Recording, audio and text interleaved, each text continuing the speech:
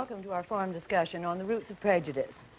All four participants in today's discussion are high school students from Africa. Let me introduce them to you now. First, from the Gold Coast is 18-year-old Alfred Bannerman. We call him Nini. It all started, Nini tells us, when he was born. He looked like a little old man. And Nini is a term of respect for an old man. We still call him Nini, and he considers it a term of respect. From Nigeria, Mohamedou Liman, 18 years old. From the Union of South Africa, Dix Lobjer. Dix, well, you should see him do the rock and roll. From Ethiopia, 17-year-old Nabiat Tafari. It was Nabiat's suggestion that we start this discussion with a prayer in case there should be violence later. What you heard was Nabiat from Ethiopia giving a prayer in the Ge'ez language. He's a Cop by religion, Amhara by race, Hebrew in origin, and an African since he's been to America. How should we start this discussion on prejudice? Would it be unfair to ask each of you what your own prejudices are? How about you, Nabi? Actually, I am prejudiced against the Italians, and I have been prejudiced against the Mohammedans. Since I arrived here, I have developed some new prejudices, and I never felt that I was a Negro till I came to this country. Why? Because my tutor in the monastery told me that I was not a Negro, but I was a sunburned Hebrew. You mentioned that you have prejudices against Mohammedans. I am a Mohammedan, and I have prejudices against Christians, too, in southern Nigeria. So you said you have prejudices against Christians in southern Nigeria. Is that particularly because they are Christians? I'm a Christian myself, but I have no prejudice against Mohammedans. I rather prejudice against whites. But why have you got prejudice against the whites in the Gold Coast?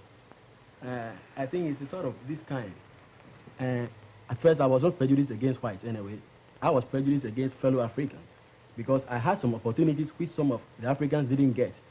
I was brought up in a city. I lived the Western way, I dressed the Western style, and I did everything Western. And so I was looking down upon fellow Africans who live in the villages, in the rural areas. As I developed, I started getting some political ideas. Especially, I'm very much interested in the problem in South Africa. We hear quite often about how the blacks are treated there, how everything goes on there. And for instance, everybody knows that we get good friendship and peace in the world through games like the Olympic Games and those kinds of games. But everybody knows that the team from the Union of South Africa has not got a single African, which means the people in South Africa think of themselves as superior beings. And this thing gives me more ideas just to be prejudiced and discriminate against the whites. And so I'd like you to explain to me some of the policies of the apartheid system and the basic idea to the logical conclusion. Well, in South Africa, one must realize this fact, overseas people especially, and that is that this is the first case in history that a white nation has settled itself in a black country. In the whole of Africa, there are 190 million Africans, 190 million Negroes. Yes, yes. And in Southern Africa, there are almost 3 million white people. That means less than 3%. Now, in South Africa itself, the blacks outnumber the whites there by 4 to 1. In the States here, they outnumber the white people outnumber the Negroes 8 to 1. For that reason, and for the reason, and for this fact, that one cannot ever draw a parallel line between the Negroes in South Africa and the Negroes in the States. The Negroes in the States are far above the Negroes in South Africa as far as education and civilization goes. Now, the government's policy of apartheid, that policy, the guiding principle of this policy is to help the non-whites in South Africa to self-realization in their own territories and within their own communities so that they can govern themselves. Gradually, they'll be giving more and more power to govern themselves. Now, that's what the guiding principle is, and that's what the white man in South Africa is doing. Yeah, let me make this point clear. You say they want the Africans to develop themselves. And so will you allow the Africans to get their own governments and their own representations? Or will you like to give them the rules and the laws by yourselves? No, we force them and do everything. We're not going to force them to do anything. No, the point is, I know that in South Africa you have a government, and there is not a single African in the government. There are 9 million Africans as against 2 million whites. Why is it that there is not a single African in the government of South Africa? Well, there are 9 representatives for the... But I mean, how can 9 Englishmen or 9 Europeans represent 9 million Africans? How can they know their problems and their ideas? These people are Africans. You believe in separateness. The Africans separate and the whites separate. Well, how then can it happen that you get whites representing Africans and ideas since they are separate? I don't think that is fair either. Since the people in the House of Representatives, do you call it that? That's right. They are supported by the taxes paid by the natives, aren't they? No, just a minute. There, you've gone altogether wrong. If South Africa was to subsist on the taxes that the Bantu in South Africa pay, then South Africa would drop just like that. Then, Okay. on what do they support? What supports them? What? The House of Representatives, or the people in the government, the officials? That's the 2.5 million white people that are supporting themselves and the overwhelming black population. 12 million black people. It's those 2.5 million to 3 million white people that are supporting the lot.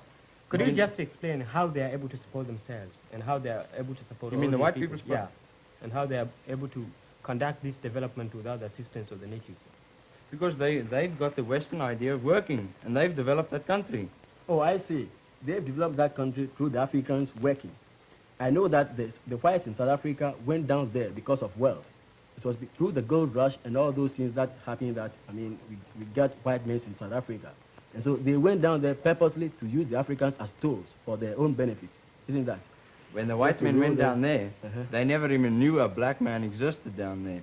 When the white man landed at the bottom of the Cape in 1652, the black people in South Africa hadn't even moved over the northern boundary of the Union of South Africa. Yes. I know these people would like to get these sociological ideas just to get around the question. So far as I know, the people in South Africa are a nomadic tribe by career or by profession. They are herdsmen who move with their cattle all around the belt and all those places. Nowadays, even in the olden days. Okay. It might happen that they were living down south, but because of their profession, they happened to live up north. Because in those days, there were warring tribes which were waging wars against each other. And so you cannot say that the land is yours. Everybody knows that Africa is for Africans. And when we think of Africans, we think of blacks. That's how I know. Well, look here, just to And give you you are a using short... the policy, and you are using the policy of aggressors, that the land, the earth belongs to everybody, and the one that is powerful rules the part of the world which is owned by the others. That's the policy that aggressors use. You know who are the aggressors? It's the African National Congress in Africa. They are the aggressors. No, how can there be? If the Africans in Africa would stop being so militant and would rather get down and help and build up South Africa and build up Africa, the problem would cease almost immediately. okay, let me ask you this thing. You said if they can come down and help, the problem will cease. The point is, how can they help if you get 9 million Africans and 3 million Europeans, and you get only 9 Europeans representing the interests of these Africans? Do you believe, let me ask you this personal question, do you believe, according to your apartheid policy, in getting 2 South Africas, one South Africa for the Africans and one South Africa for this thing, with 2 different colonial policies and 2 different foreign policies? No. If you don't, give me the answer. Well, I wouldn't be able to give you the definite answer right now. Why? Suppose. You believe in separateness. And why don't you believe in getting the Africans separate, having their own government and Look, everything, thereby creating 2 union of South Africas? That's the point. But that, if, so far as you believe in apartheid, it means you believe in separateness. Then keep the Africans separate with their own governments, with their own money, with their own everything, and keep the whites separate. Excuse me, I'll just come in there.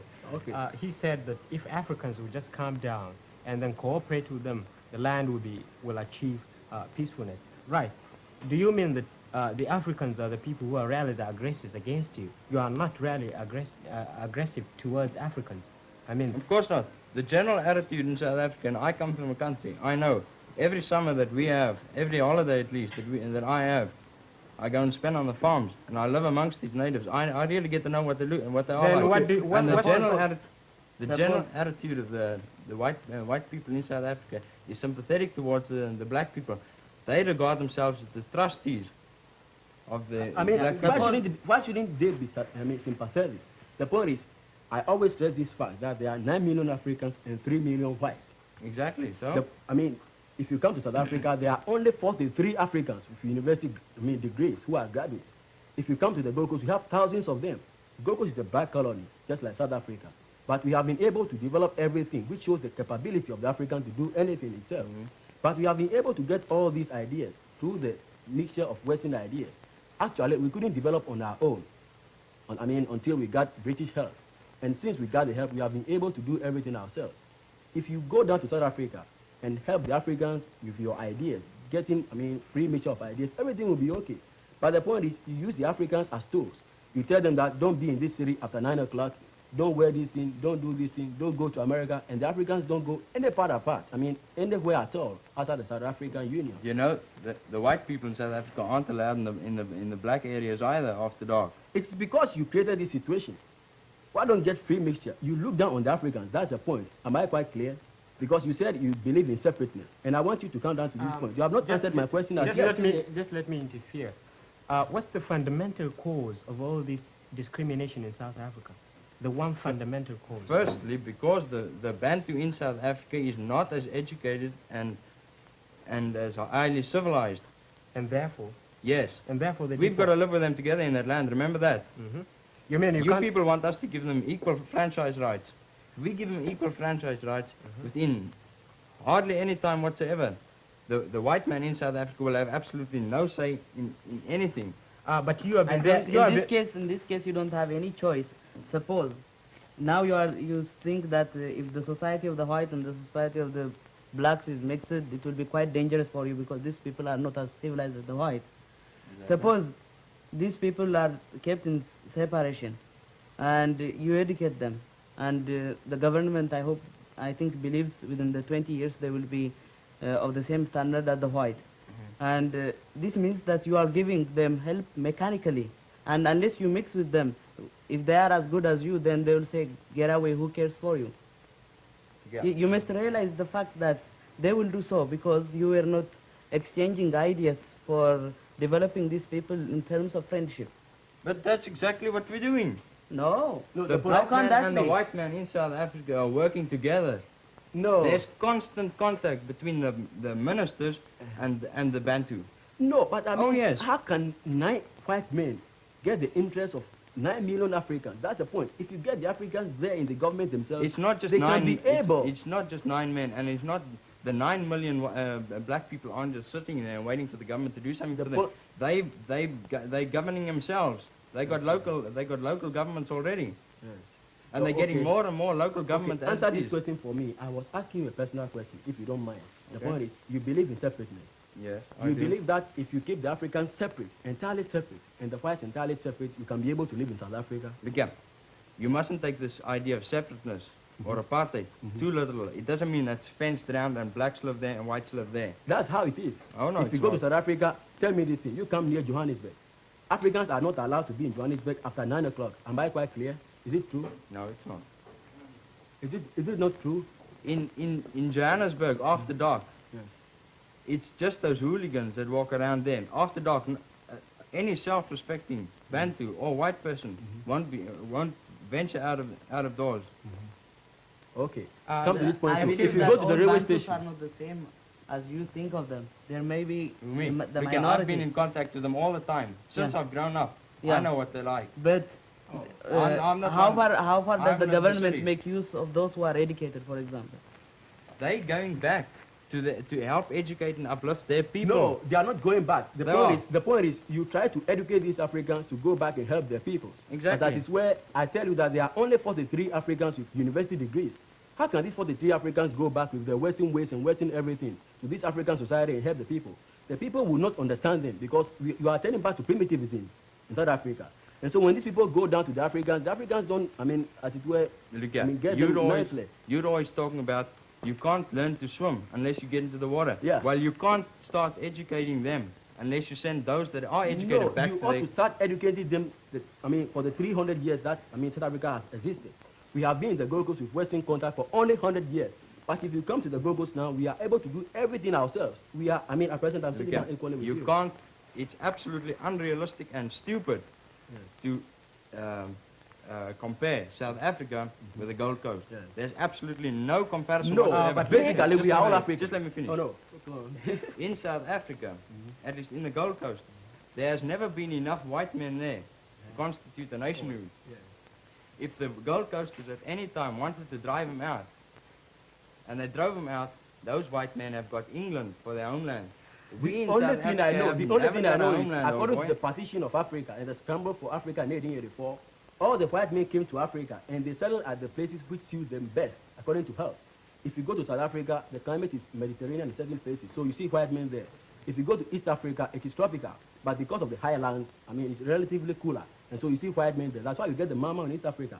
In the Gold Coast, it is jungle, mosquitoes and everything, and so the white men don't like to live in the Gold Coast. That's natural. And Nini, and excuse me, Navy, and Dix, I want to ask you this. Dix just said that there weren't enough white men in the Gold Coast. Would your point of view be that believing in separateness, you've kept yourself so separated from the white men in the Gold Coast that maybe your standard of living has... No, ma'am.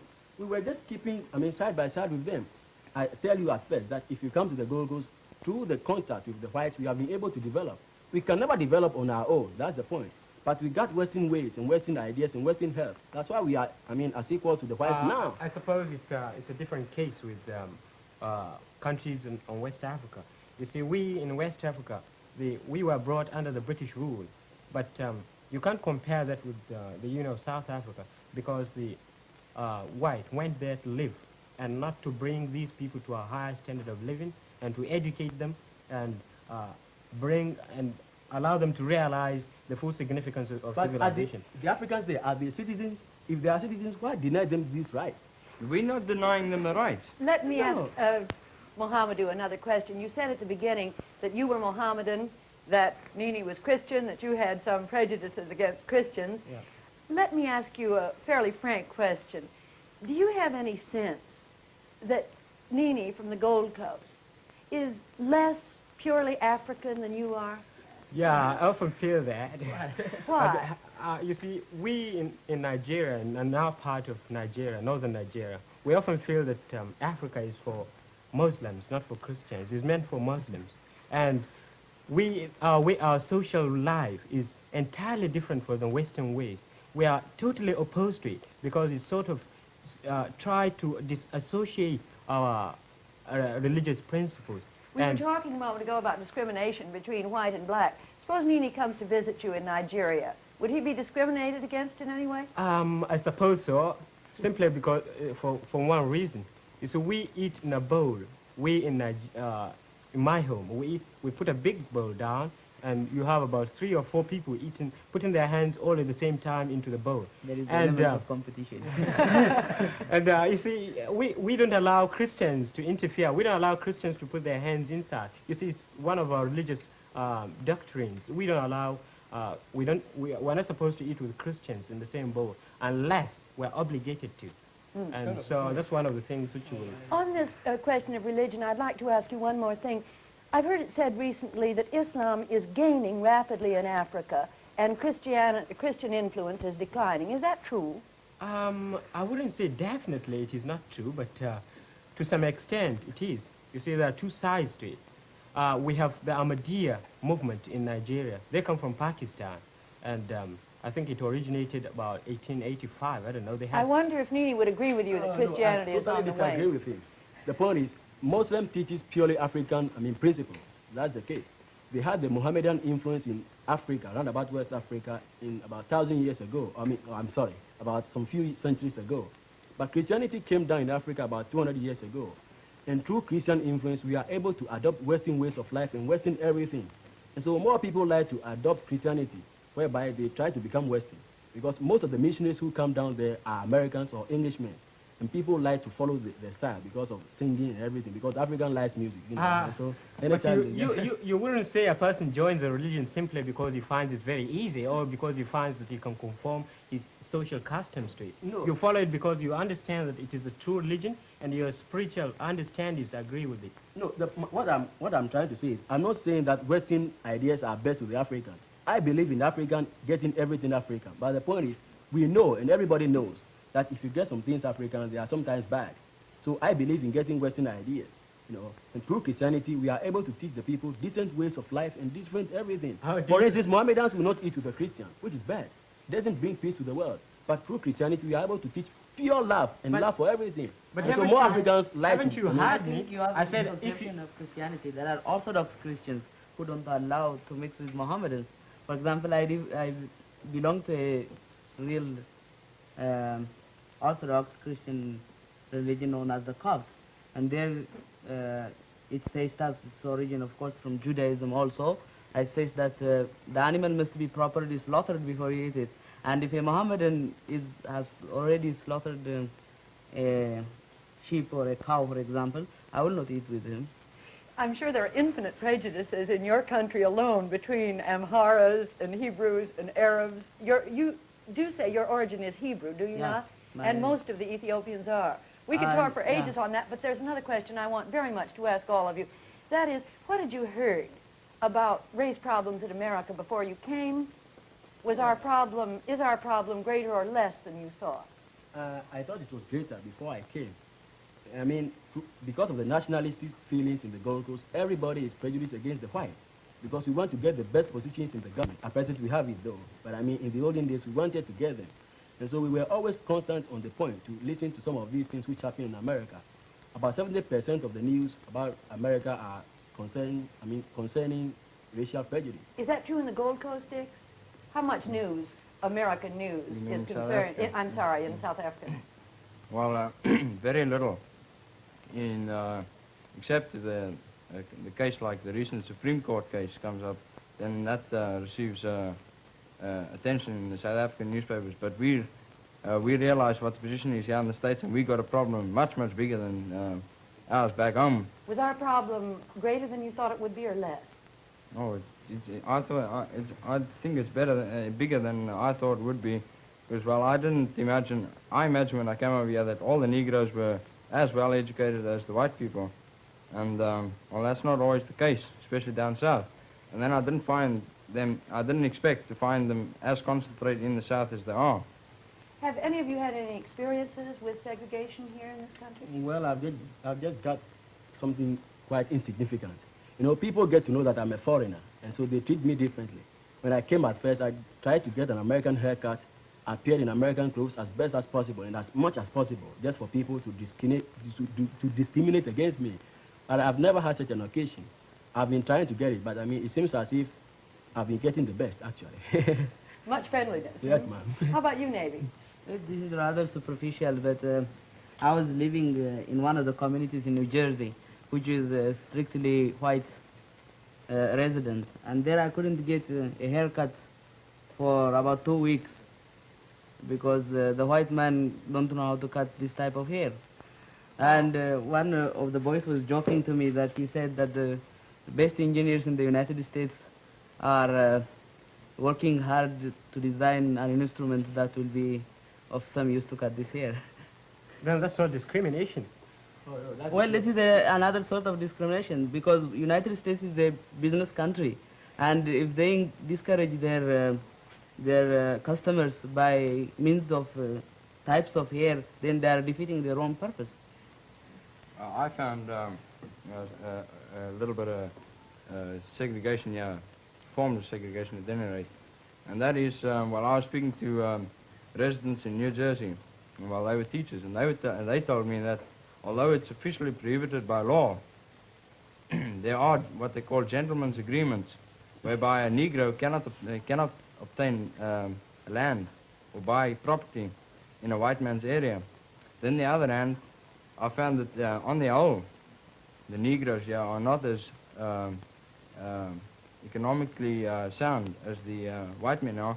And then too, in a recent case where Negro and white schools have been integrated, the Negro teachers have lost their jobs. See, let's come to this point. You said they are not economically sound as the white men.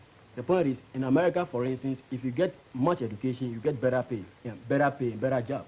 If you deny the Negro opportunities to go to college, how do you expect them to get better qualifications, to occupy the better jobs, and get better pay for the houses? That's the point. I'm now getting some of these facts from the papers. I every day read about the problem which is happening down in Alabama, and I see quite a lot of those things. Those are some of the experiences of segregation that I've seen in America now. Obviously, I can take back some of these ideas with me, but they are just insignificant. As I said at first, I've met with friendliness in America, but in certain aspects too, I see some of these things, you see. That's the point. Think of the education first. I believe in education. Do you know something? In South Africa, Last year, we spent $42 million on educating the Bantu there, and 3/4 of that was paid by the white people. 40% of the Bantu school children are going to school, and the literacy rate in the Union of South Africa now amongst the Bantu is 27.7, and within the next 20 years, it'll be 100% literacy. Why is it that then? Why is it that then that you it. have not got a delegate who is African for the whole years that you have been operating this forum? I'm sure that next year a white man is going to come here as a delegate for the Union of South Africa, though there are 9 million South Africans who are Africans. So don't think of this thing as something like literacy. I know that the literacy rate in South Africa is 16%. But No, the 27%. But the point is, the Africans just get the elementary education in the African quarters, which is fit for nothing but unskilled labor. To sum up a little bit, Nini, what's the best thing your government can do, the most significant thing to help attack this problem? At present, we are not yet fully self-government. We do everything ourselves in the government. But the last point is defense and external affairs. Great Britain is controlling this. And the moment we become independent, we can prove to the outside world that the African can rule himself and the black can govern itself. And so What I would you think say that's to the your only government, thing. Dick? The government must definitely apply this policy of apartheid more firmly and more thoroughly, and apply it and carry it out more rapidly than it's done in the future. There's a final question I'd like to ask you. Since the population of the world, the percentage between white and non-white is roughly what it is here, I'm sure Dix and I are wondering when the 3/4 of the human race that is not white gets political power. What are you going to do to the whites? Segregate them? Well, if we practice segregation, then we will be as bad as the white. So what we will do is we'll allow them to mix with us, and in the meantime unite ourselves like that we did in the Bound Conference. Well, listen to me. When Mr. Thurgood Marshall, the attorney to Miss Lucy, when he came down from Alabama to New York, this is what he said. He said that sometimes Negro organizations and individual Negroes, through their help to save the white man, so become a little bit tired. And so I think probably that's our mission. To save the white man's Yes, soul. just to save the white man's soul. Thank you, Nini. I'm sorry, that's all the time we have. Thank you all. Next week, we'll continue the discussion with 4 other students on the roots of prejudice. Until then, we must bid you goodbye.